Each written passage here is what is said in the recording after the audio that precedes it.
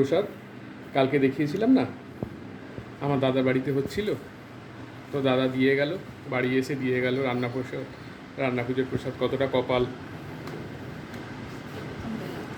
এই প্রথম লাইফে পেলাম। বউ বলছে সব কাল রাতে রান্না হয়েছে, দিয়ে গেল দাদা।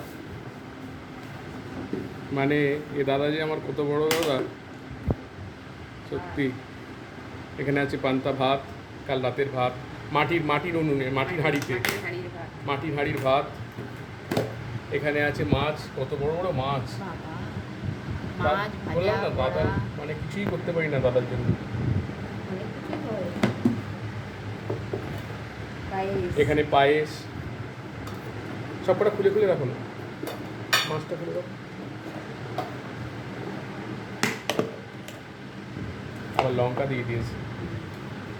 রান্না পুজোর প্রসাদ খাওয়া কপাল, কপাল থাকলে খেতে পাওয়া যায়। তাও বাড়ি বয়ে এসে দিয়ে গেল বন্ধুরা। এখানে আছে চচ্চড়ি, মানে যা যা হয়েছে সব দিয়েছে, একটা বাদ দেয়নি। এখানে আবার আর একটা মাছ,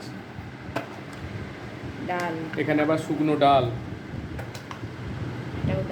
এটাও ডাল, এটা আবার একটা শুকনো ডাল, একটা মুসুর ডাল, একটা মুগের ডাল। এত কিছু দিল বন্ধুরা। ঠাকুরের প্রসাদ আজ শান্তি করে খেতে হবে।